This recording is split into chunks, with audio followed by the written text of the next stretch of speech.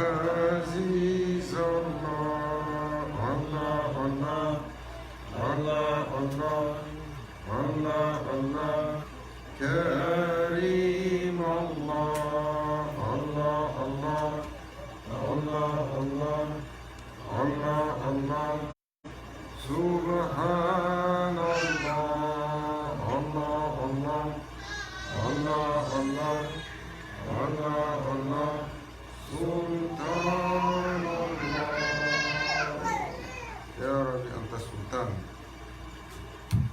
نحن عبيد أعوذ من الشيطان الرجيم بسم الله الرحمن الرحيم الحمد لله وشكر لله ولا إله إلا الله ولا أكبر ولا حول ولا قوة إلا بالله العلي العظيم. دستور مدد يا رجال الله، مدد يا سلطان الأولياء، دستور مدد أهل الله في البلاد، مدد مدد الحق يعطيكم متسارع.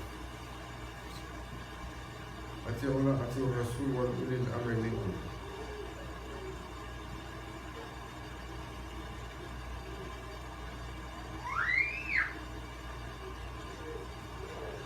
Alhamdulillah, nous sommes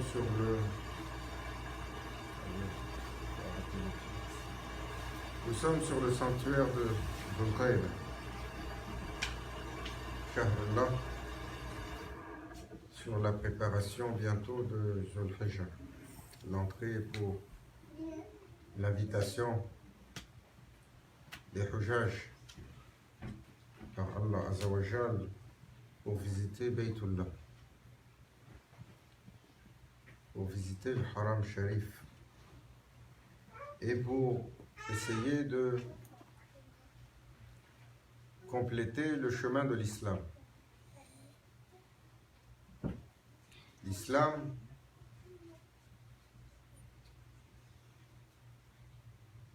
le chemin de l'accomplissement.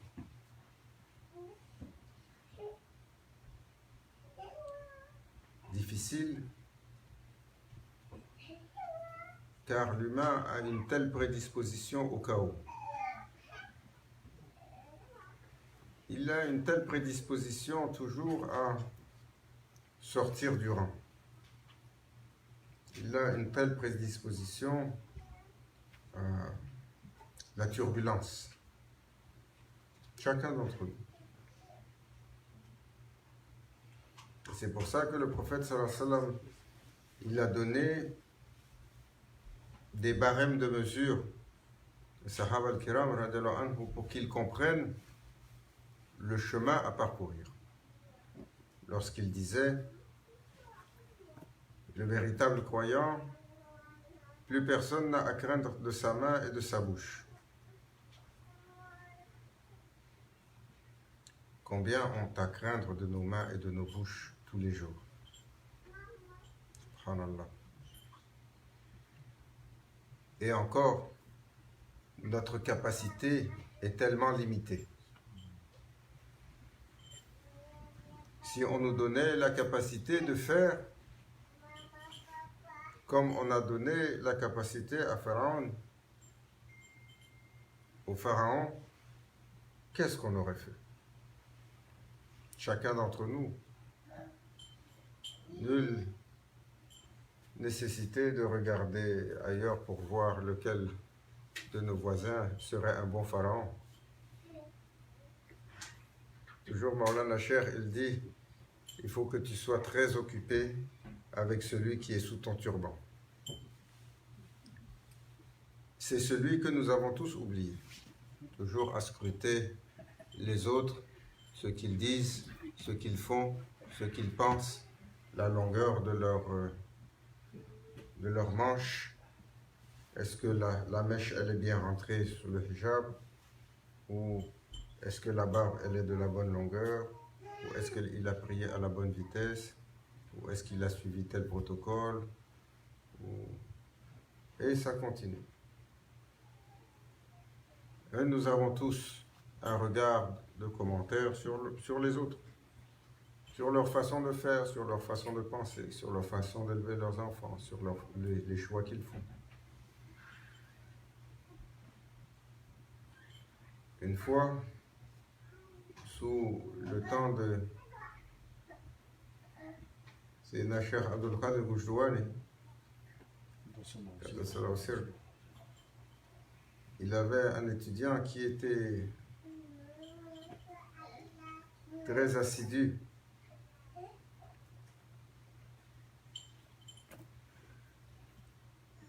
Étudiant qui était, un jour, il était en muhasaba, il regardait son caractère, il comptait ses actions et il revenait sur ce qu'il avait fait. Il jurait qu'il était la pire créature qu'il connaissait. Il était tellement occupé avec lui, il n'avait pas entendu la présence de son cheikh qui l'observait. Il était la nuit en train de méditer, le cheikh était rentré dans la zawiya. Et il était désespéré avec son nafs. Il a dit, par Allah, si tu n'es pas pire que Shaitan, que je sois divorcé 3 fois.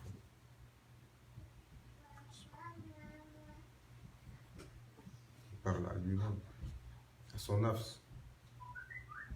Nous, mashallah, on aime bien le caresser. De temps en temps, pour la bonne forme, on se rappelle, pour le protocole de la tariqa.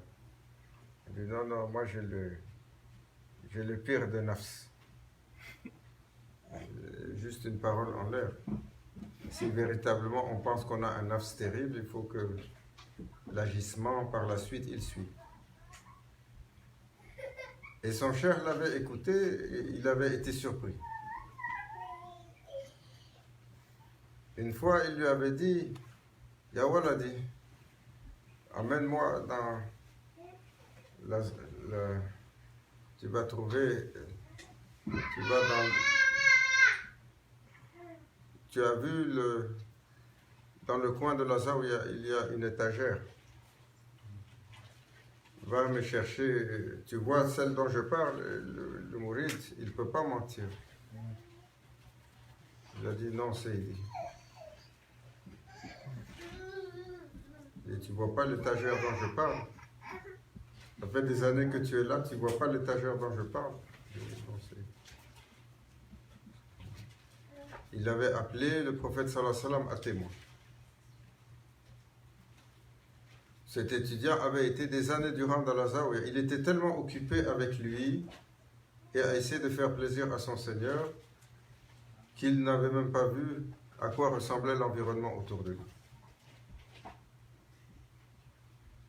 Nous, on n'est tellement pas occupé à ce qu'il y a à l'intérieur, on est occupé à se plaindre. La complainte, ça, c'est le sport national numéro 1 pour tous. Comme il disait Maulana Cheikh Hicham, c'est assez d'exercice spirituel d'écouter la complainte. J'ai écouté tout ce que le nafs il a à se plaindre d'eux toute la journée. Ça n'arrête pas. Et donc, ce barème que le prophète sallallahu alayhi wa sallam a donné, il en a donné beaucoup. Mais, malgré l'islam, malgré ses principes, malgré son jardin exceptionnel, malgré là-dessus l'éducation spirituelle, parce que beaucoup de gens ici, Masha'Allah, ils sont des gens de tariqa, ils suivent l'éducation spirituelle des machères pour le taskiyatun nafs. Malgré tout cela, nos gestes, nos faits et gestes demeurent dans la petitesse. Pour tous.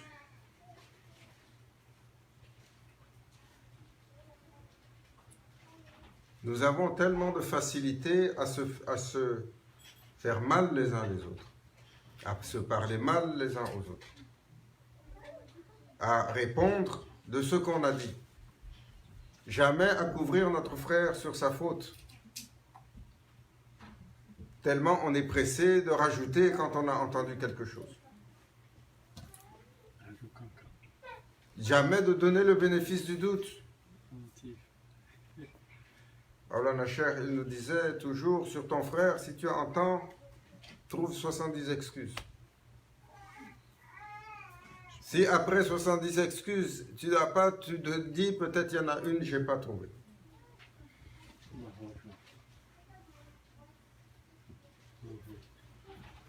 Nous avons tellement la mèche courte et dès qu'on nous a piqué, Allahu Akbar, c'est la furie qui se décharge en nous. S'il a dit quelque chose qui ne me plaît pas, ou elle a fait quelque chose qui ne me plaît pas, ou elle a mis quelque chose qui ne me plaît pas, ou Allahu Akbar, la furie qui se décharge. L'islam, quand il nous arrive une offense, il enseigne 3 niveaux.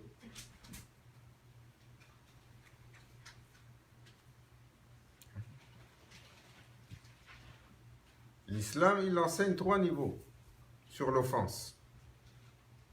Si tu es offensé, elle est comme Bani Israël.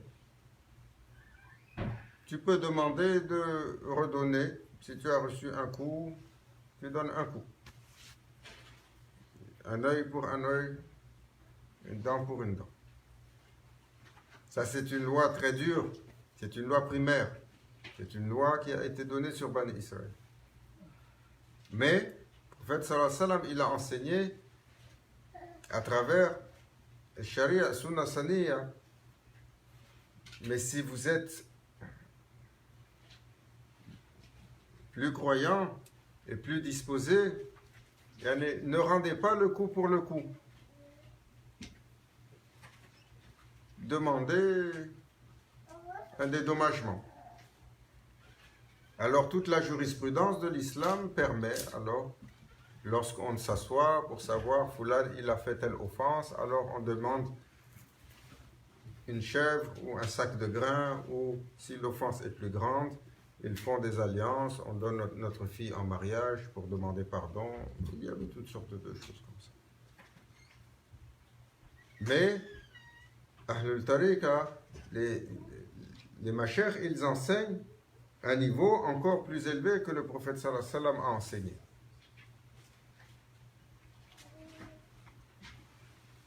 Celui, lorsque tu as reçu le coup, d'aller dans le taslim. Comme ils disent, c'était une phrase toujours qu'on entendait dans le Cham, en Syrie.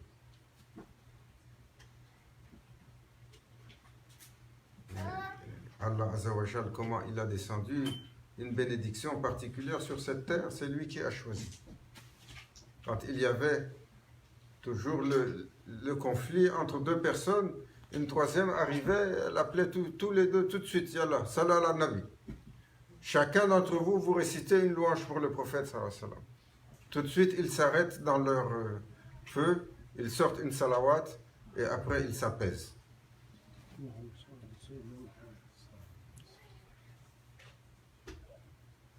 Nous, Allahu Akbar, si quelqu'un vient nous faire ça, lui d'abord, on veut lui donner un coup avant de donner un coup à l'autre.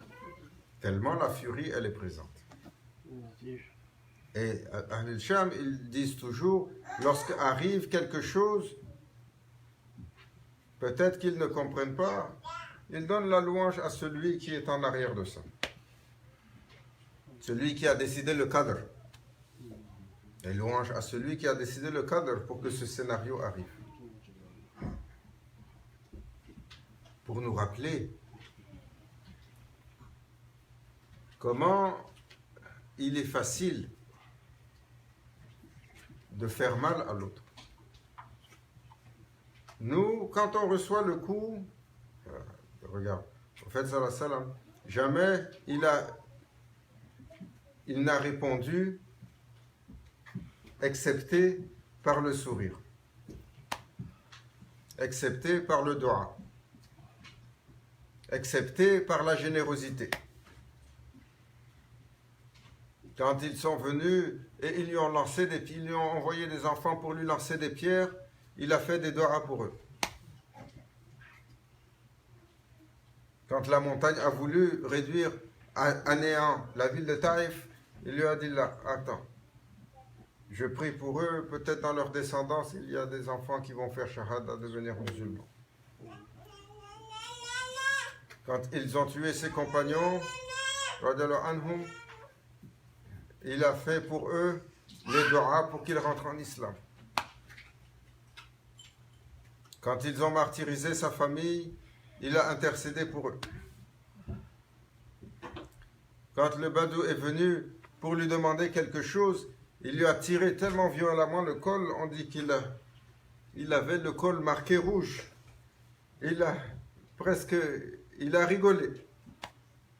Et il a sorti ce qu'il avait, il a donné. Quand l'autre est venu demander la 10e fois et qu'il n'avait pas, il lui a dit, va chez le commerçant là-bas, tu lui dis que c'est moi qui t'envoie, prends ce que tu veux et je paierai. Quand les Sahaba, ils ont vu ça, ils étaient tellement fâchés. Il a dit, Ya Rasulallah, non seulement il n'est pas dans le besoin, mais combien de fois il vient et tu donnes? Et tu donnes de ce que tu n'as pas. Qu'est-ce qu'il a répondu? La yukallifu lahu nafsan illa wus'aha. Allah ne charge pas une âme de plus que ce qu'elle peut porter. S'il a été envoyé, c'est que je peux le porter. S'il a entendu quelque chose à propos de quelqu'un, notre spécialité à nous, la tornade. Si on était capable de spéculer financièrement, comme on spécule avec notre langue, là, on serait tous plus riches que Bill Gates, il est pauvre aujourd'hui.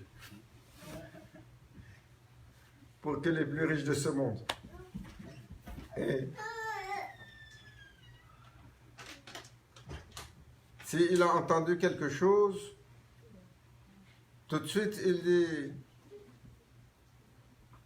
prophète sallallahu alayhi wa sallam, il faut trouver sur ton frère une excuse. Si tu as une raison valable de dire ça, tu le dis. Sinon, tu dois laisser ton frère et tu dois le cacher. Si on a eu une offense, aujourd'hui, juste on nous a piqué, voilà, on est fâchés les uns avec les autres, jusqu'à on se menace, on se coince dans les cages d'escalier. Qu'est-ce qu'on fait? Si on n'est pas allé jusqu'à l'intimidation, tous les jours. Si on a été piqué dans notre amour-propre ou dans notre ego, parce que ce n'est pas simplement l'amour-propre, comment le feu, il nous envahit. Mais pour qui il se prend celui-là? Est-ce qu'il sait qui est-ce que je suis? Là, tu es qui? Ya Yohannas, ta station, c'est ta finalité. La finalité, c'est le qabr. Si ta prédisposition est excellente, peut-être que la terre, elle épargne ton corps. Sinon, le fruit de tes mauvaises manières, il va venir dévorer ton corps jusqu'à ce que, alhamdulillah, que la terre t'a couverte. Sinon, comment tu allais devenir un mal de tête pour les humains?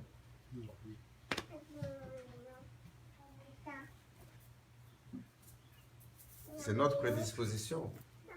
Mais que reste-t-il de l'islam? Comme il disait, il y a le Premier ministre, le président de l'Éthiopie.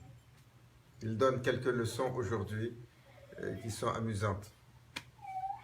Il avait une réunion avec les gens de Khalij qui lui ont dit, parce que tout le monde est préoccupé pour enseigner l'islam et lutter contre le terrorisme. Il leur a dit, on n'a pas besoin que vous nous enseigniez l'islam.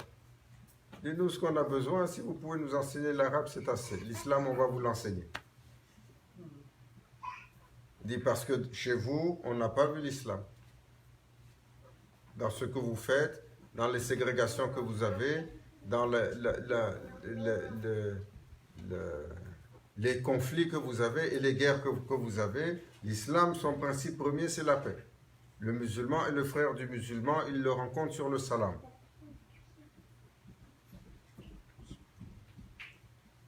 Le prophète sallallahu alayhi wa sallam, il a dit, le signe de Akhir al-Zaman, le musulman, il ne donne pas le salam, et celui qui a reçu, il le répond à moitié.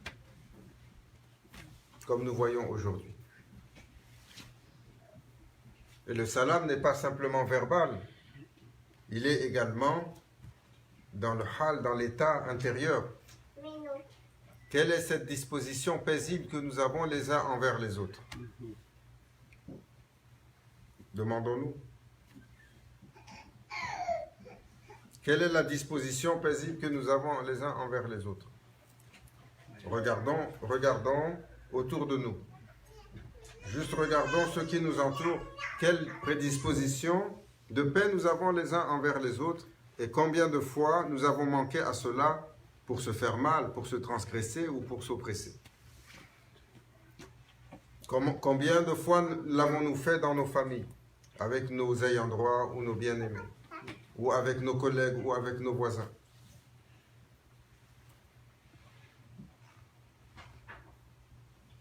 Et cela, Maulana Cheikh, Allah Azza wa Jal illumine et honore son secret. Il donnait des leçons avec tout. On me parlait tout à l'heure ils ont sorti une production aujourd'hui sur la reine Victoria. La reine Victoria de la couronne britannique, qui avait la personne qu'elle respectait et qu'elle aimait le plus, et qu'elle disait, il est mon mounchid, c'était un serviteur qu'on lui avait fait venir de l'Inde qui était musulman, et qui lui parlait d'Allah et de l'islam. Et c'est lui avec lequel son cœur était en paix. Et je me souviens, Maulana Cheikh, un jour, il avait regardé, c'était le jubilé pour la couronne d'Angleterre, pour la reine d'Angleterre. Et comme il disait, ça passait sur Shaitani Box. Il aimait appeler la télé comme ça, Shaitani Box. Il a dit, je suis tombé sur le jubilé, j'ai regardé. Il a dit, subhanallah. Et j'ai trouvé une reine assise sur son trône, humble, devant son Seigneur. Et elle était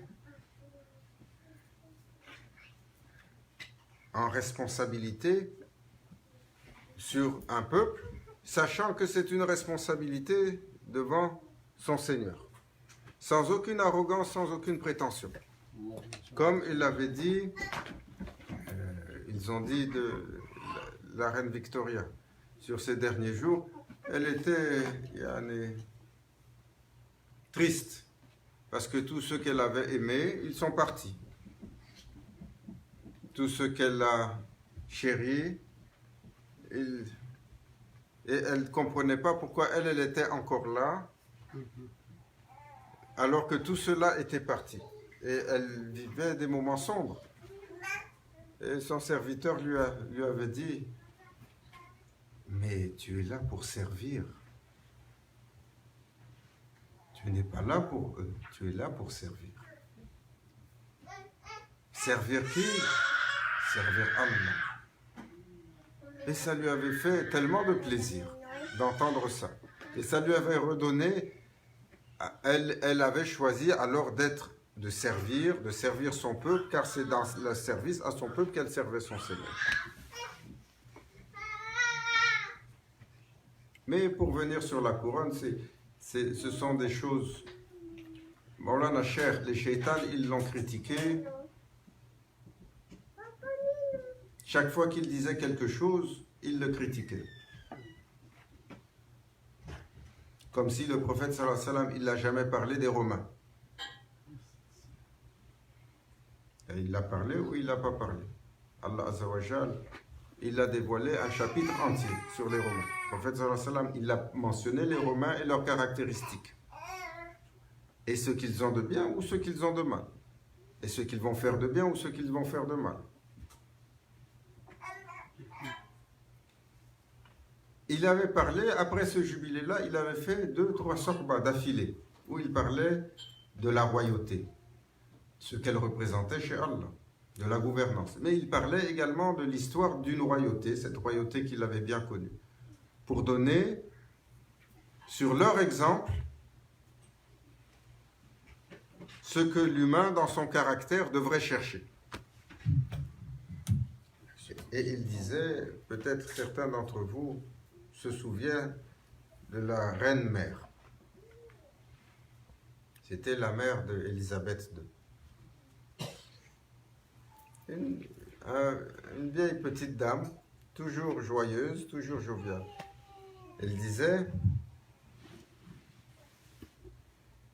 on ne l'a jamais vue excepté comme ça.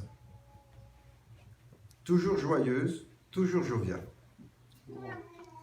Et il dit, Maulana Cheikh, il disait, vous n'allez pas trouver quelqu'un dans son entourage qui l'a croisé, qui a quelque chose à dire contre elle.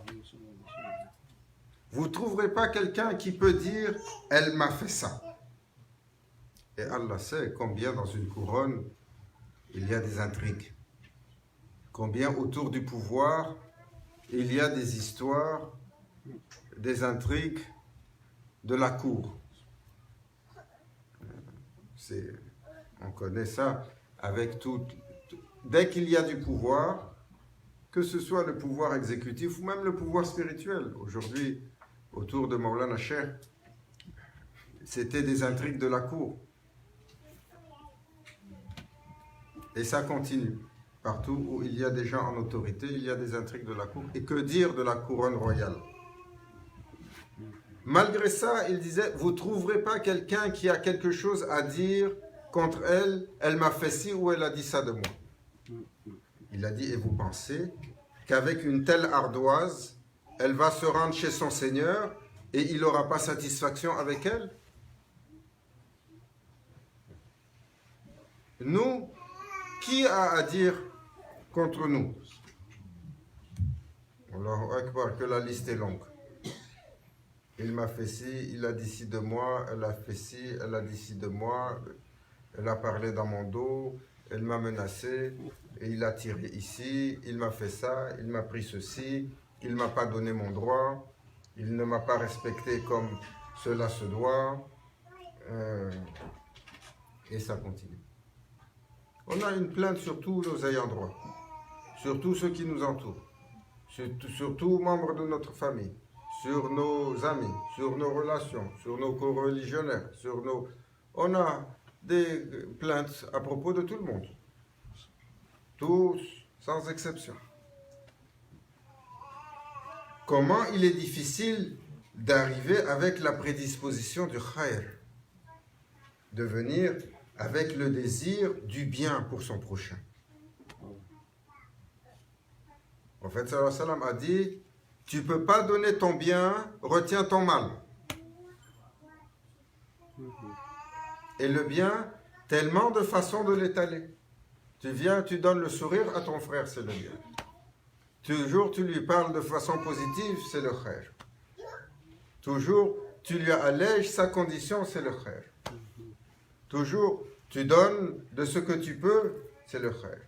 Toujours, tu te mets en service pour les gens, c'est le khair. Comment tu peux te mettre en service pour les autres? Comment tu peux donner ton temps et ton attention? Le prophète sallallahu alayhi wa sallam, on disait de lui, quiconque venait le voir avec une demande ne repartait jamais sans être comblé. Quand on voit tout de suite les gens qui nous approchent pour nous demander, on part dans l'autre direction. Tellement ça nous accable. Quand on vient pour nous demander quelque chose, déjà le mal de tête. Le prophète sallallahu alayhi wa sallam, on dit de lui, jamais quelqu'un est venu pour lui parler qui ne lui a pas donné tellement d'attention que la personne se pensait la plus choyée sur terre. Il donnait toute son attention et écoutait les gens avec une telle attention, un tel amour. Nous avons cela. Même pour nos bien-aimés, on n'est pas capable de faire cela. Ah, tu me fatigues. Ça, c'est notre leitmotiv à tous.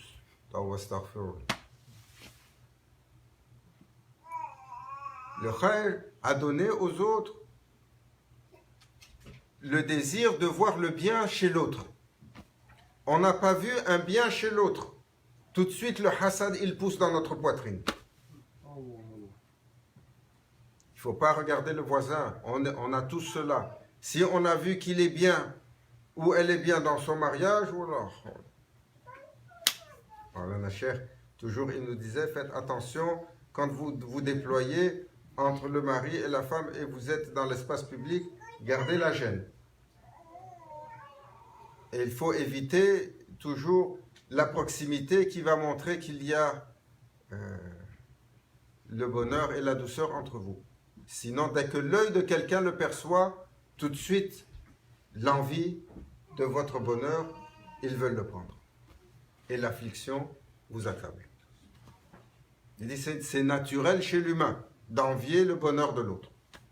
Si on a vu qu'il a un enfant, masha'Allah, oh, tout de suite, on essaye de voir, mais où est-ce qu'on peut critiquer ce que son enfant a fait parce que le nôtre, il n'a pas ce que, évidemment. Si on a vu que, masha'Allah, il a obtenu un poste, et nous, on n'a pas obtenu, Allahu Akbar. On est en chômage. Voilà. Et nous, on est en chômage encore pire. Quand vous allez dans les pays traditionnels, les 10 heures de bonne aventure et les marabouts et les lanceurs de coris et voilà, eux, ils ne chôment pas. Juste, vous n'avez pas besoin d'aller là-bas. Ouvrez le journal Métro ici, allez dans les rubriques. Les géomancies et cartomancies et kullu shaitan, dans le sac du shaitan. Il faut se le dire. Aujourd'hui, personne il est gêné de lire son horoscope. Les musulmans, ils feuillettent, ils ne sont pas gênés pour lire l'horoscope. Ah, tu es né en quel mois? Ah, tu es ça. Et que le prophète sallallahu alayhi wa sallam, il a dit, comment vous êtes devenus mécréants après avoir cru? Vous ne savez pas que nous ne savons pas que juste la science de l'astrologie en islam c'est pas autorisé, c'est haram et on prend ça avec légèreté. Pourquoi? Parce que c'est devenu partout, c'est normal. Et parce que c'est normal, parce que le prophète sallallahu alayhi wa sallam a dit, quand viendra la fin des temps, les choses, le kabaïr, ça va devenir normal et vous le voyez sur la rue. Vous allez voir le meurtre, tellement facile. Vous allez voir la fornication, généralisée. Vous allez voir la consommation de khamar, généralisée. Vous allez voir le jeu, généralisé. Vous allez voir tout ce qui est science occulte, c'est devenu léger. Et aujourd'hui, ils vont voir, oh, j'ai un collègue, lui, il a eu le succès et moi, je n'ai pas le succès. Il faut faire le sihr pour essayer de le faire tomber et moi, j'attrape sa place.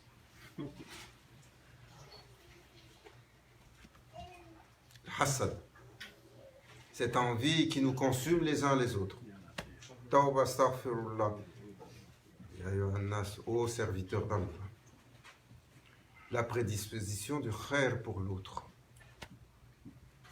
Il faut se lever avec, il faut évoluer avec, il faut se coucher avec.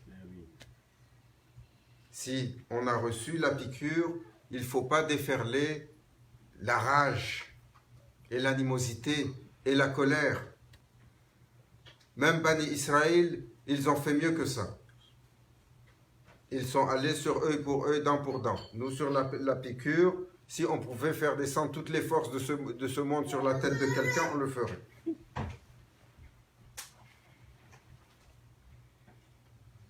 Il faut... L'islam, c'est sûr, le khair, la prédisposition du bien, la noblesse de caractère. Le prophète sallallahu alayhi wa sallam, il a enseigné des petites choses comme cela, sur les obligations que nous avons les uns envers les autres. De retenir notre mal, de donner notre bien, toujours de donner notre bien et encore de donner notre bien. Il a montré l'exemple de tout son être. À part le shaitan et ses serviteurs, vous ne trouverez pas quelqu'un qui va dire « il m'a fait quelque chose ». Et on ne sait même pas sur le shaitan s'il ne rentrera pas sous son intercession un jour. Comme le pire de ses ennemis. Abu Jahl, quand il était en train de mourir. Kul la ilaha illallah, ya abdi, kul la ilaha illallah. Il lui a dit, dis juste la ilaha illallah, quand il était en train de rendre son dernier souffle. C'est pas important pour moi. Pourquoi? Pour essayer de le sauver après tout le mal qu'il lui avait fait. Parce que il a dit, celui qui dit ça, Allah lui donne le paradis. Il essayait sur cette personne qui a été le Nimrod et le pharaon de son temps, qui a déployé tellement d'astuces, tellement d'énergie pour lui faire mal. Sur son dernier souffle, il essayait non seulement d'effacer l'intégralité de ses péchés, parce que sur la shahada, son ardoise est blanche. Même pour celui qui a fait autant de tort au messager d'Allah, au bien-aimé.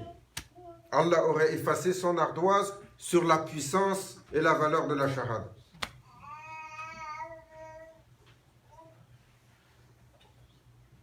Subhanallah. Et ce n'est pas assez d'exemples pour nous. Toujours, on est prêt sur la dureté les uns envers les autres. Qu'Allah nous guide sur le khair, sur le bien les uns envers les autres. Qu'il ennoblisse notre disposition. Qu'il nous fasse nous aimer les uns les autres. Nous respecter les uns les autres. Nous porter, nous aimer en islam. Nous porter les uns les autres. Qu'il nous fasse accomplir notre fraternité. Notre fraternité en islam. Par la grâce du prophète sallallahu alayhi wa sallam, ila haratina bil Fatiha.